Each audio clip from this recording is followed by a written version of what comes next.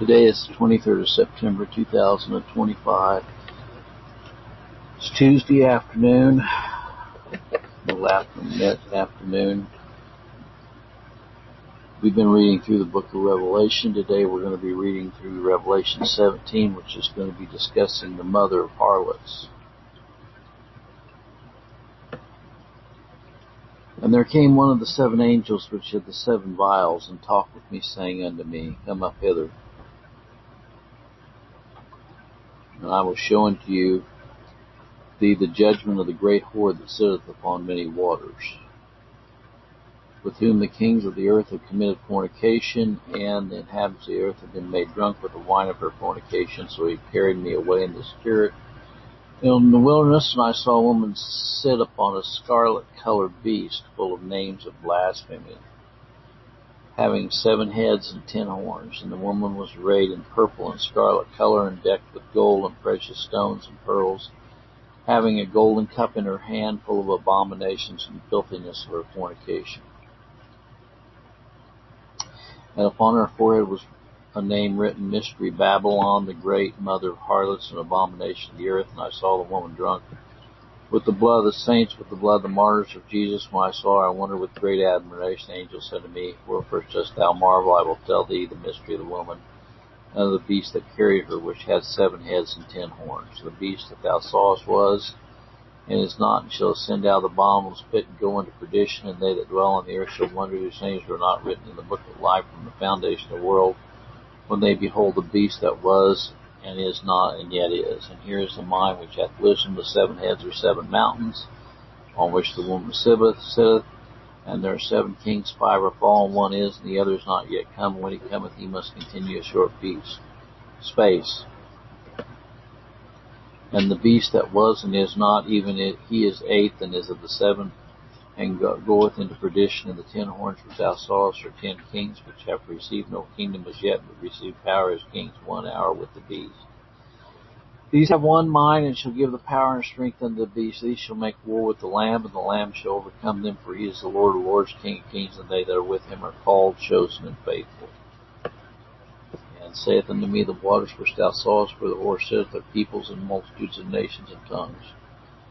And the 10 horns which thou sawest on the beast, these shall hate the whore, and shall make her desolate and naked, and shall eat her flesh, and burn her with fire. For God had put in their hearts to fulfill his will, and to agree, and to give their kingdom unto the beast, until the words of God shall be fulfilled. And the woman which thou sawest is that great city which reigneth over the kings of the earth. Well, for many years, many people have believed that this woman, arrayed in purple and scarlet, is the Roman Catholic Church. I tend to agree with them, because I had a friend of mine, he's passed away now, his name is Richard Bennett. He came out of the Roman Catholic Church, was a priest for 22 years in Trinidad, and he said he always marveled when all of the cardinals and bishops came out in their robes with scarlet and purple. And they're still coming out on them today, aren't they? He said the woman was arrayed in scarlet and purple, decked with gold. Well, we know the Roman Catholic Church has all this gold and fancy decorations in the Vatican. And often Vatican has been referred to as Mystery Babylon, the mother of harlots. My friend Richard Bennett said that immorality and abuse of the nuns and homosexuality within the Roman Catholic Church was rampant. Notice also, this city sits on 7 mountains. Well, do you realize that Vatican sits on 7 mountains? And it says that they have one mind, and shall give their power and strength to the beast. We can see over the years that the Roman Catholic Church has had tremendous civil power, and it has killed millions and millions of Christians. And so I believe that this whore that is referred to as the woman that is arrayed in scarlet and purple is the Roman Catholic Church. I'll turn this over to Mark and have him read this to you. I don't think Rome is finished yet. I think they're still very alive and well, and there's coming a time when we're going to have to contend with them even yet.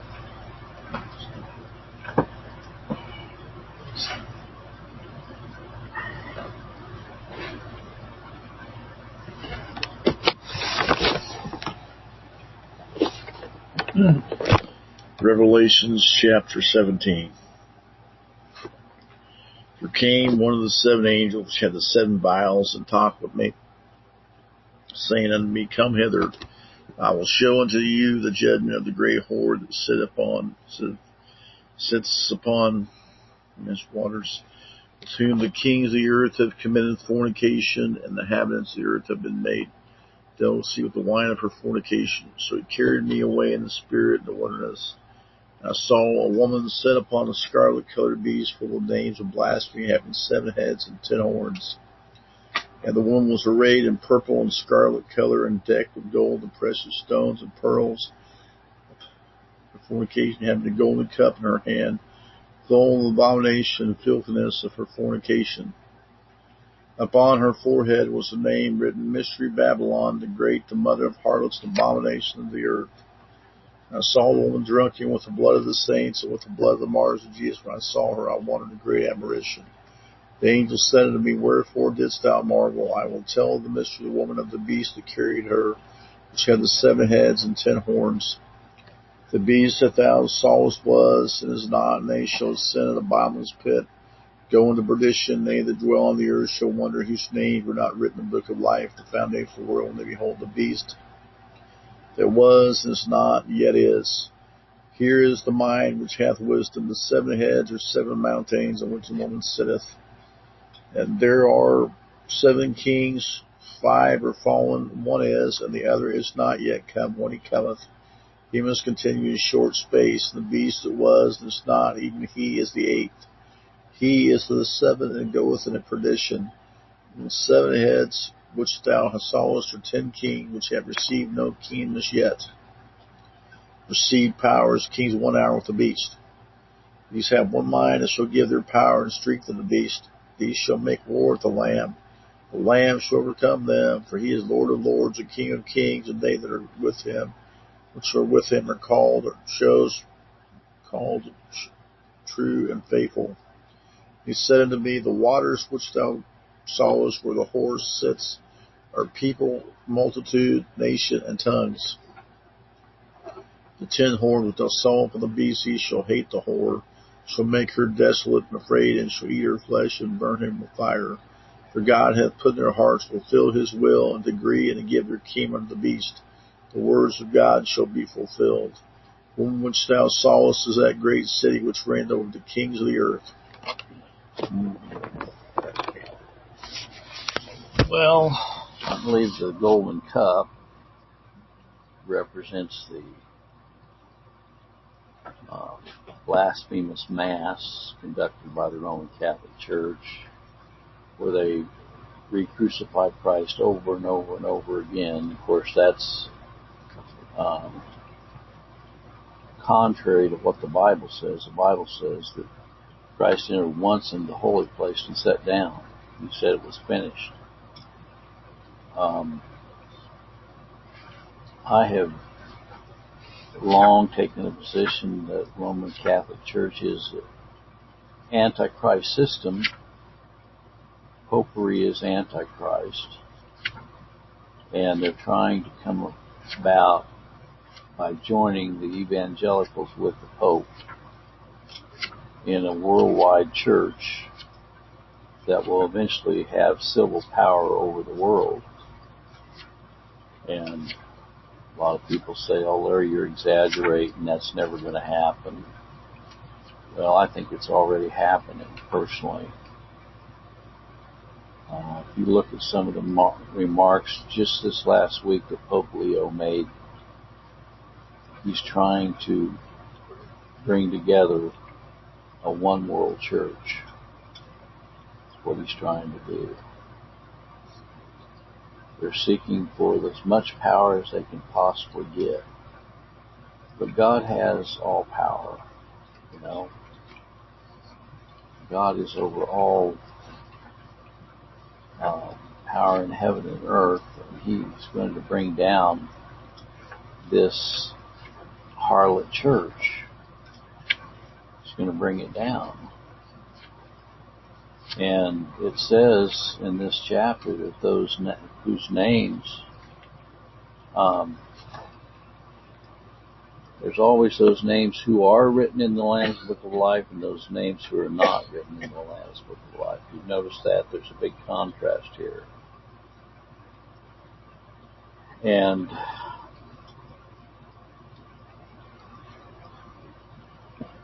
you know, they're going to make war with the Lamb. This world church is going to make war with the Lamb. And the Lamb is going to eventually overcome them because he's the Lord of Lords and King of Kings, and his saints that are called, chosen, and faithful. And, you know,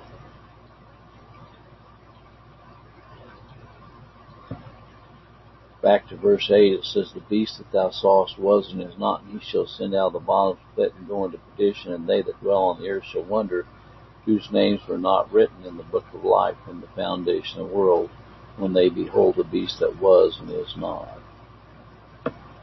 So these people who have taken the mark of the beast, whose names are not written in the Lamb's Book of Life, are going to all of a sudden come to the realization that they've been worshiping a false god. They have been involved in, you know, they have been sent strong delusion that they may believe a lie. And they believe the lie. And, you know, so I don't think that the Roman Catholic Church is any less significant than it's ever been. I believe it's alive and well, and I believe that one of these days it will be exposed for what it actually is. It's a part of the mother of harlots. You know. Hope you all have a blessed day.